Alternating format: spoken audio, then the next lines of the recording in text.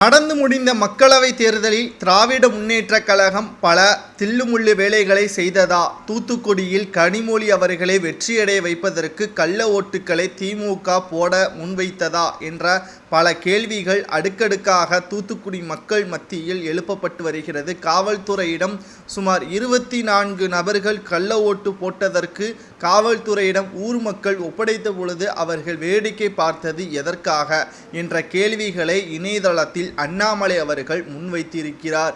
நாங்கள் தோல்வியடைவோம் என்ற பயத்தினால் இவிஎம் மிஷினில் பல கோளாறுகள் இருப்பதாகவும் திராவிட முன்னேற்ற கழகத்தினர்கள் விமர்சனமும் செய்தார்கள். ஆனால் கள்ள ஓட்டு போடுவதற்கு மட்டும் உங்களுக்கு எங்கிருந்து தைரியம் வந்தது?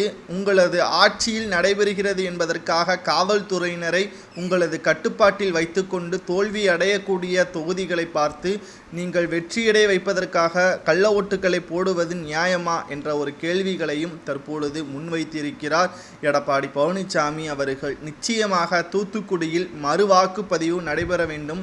சுமார் தூத்துக்குடி மக்கள் 3 கிராமங்களில் கனிமொழி அவர்களை எதிர்த்துள்ளனர். ஆனால் அத்தொகுதியில் அதிக வாக்கு சதவீதம் வந்தது எப்படி என்ற மிகப்பெரிய ஒரு கேள்வியும் எழுப்பப்படுகிறது. ஏனென்றால் தூத்துக்குடியில் பாதி நபர்கள் கனிமொழி அவர்களுக்கு எதிராக ஓட்டு போடவில்லை என்றும் தற்பொழுது செய்திகள் வெளியாகி இருக்கிறது. ஓட்டுக்களை புறக்கணித்ததாகவும் எங்களது கிராமங்களில் எந்த ஒரு வசதியும் செய்து தராத திமுகவிற்கு எங்களது வாக்குகள் கிடையாது என்றும் நாங்கள் ஓட்டு புறக்கணிப்போம் என்றும் வெளியிட்டுள்ள அறிவிப்பின் மூலமாகத்தான் தற்பொழுது தெரிய வந்திருக்கிறது. 2 முறை தேர்தல் ஆணைய அதிகாரிகள் ஓட்டு சதவீதத்தை மாற்றி கூறியது எதற்காக என்ற பல கேள்விகளும் தற்பொழுது வரிசையாக முன்வைக்கப்பட்டுதான் வருகிறது.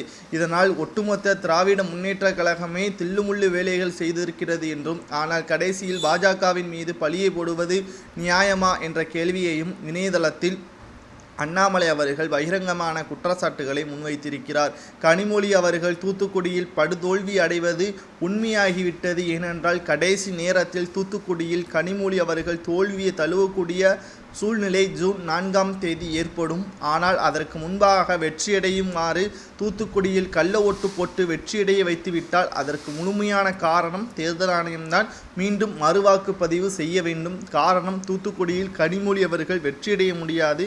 ஏனென்றால் ஒட்டுமொத்த திமுகவிற்கு எதிராகத்தான் தூத்துக்குடி மக்கள் களம் இறங்கிய வாக்குகளை செலுத்தினார்கள். ஆனால் கள்ள ஓட்டு போட்டு தூத்துக்குடியில் கனிமொழி அவர்கள் வெற்றியடைய வேண்டும் என்று திமுகவினர்கள் நினைத்தால் அது அவர்களது சதி திட்டம். அதை முறியடிப்பதற்கு தேர்தல் ஆணையம் உடந்தையாக இருக்கக்கூடாது. ஏனென்றால் உண்மையின் பக்கம்தான் இருக்க வேண்டும் என்பதற்கேற்பதான் அண்ணாமலை அவர்கள் கூறுவது சரியா தவறா? தூத்துக்குடியில் மறுவாக்கு எண்ணிக்கை வேண்டும் என்பவர்கள் கண்டிப்பாக நமது சேனலுக்கு லைக் பண்ணுங்க. இதன் மூலமாக அதிக அளவில் பகிரப்படும். நன்றி, வணக்கம்.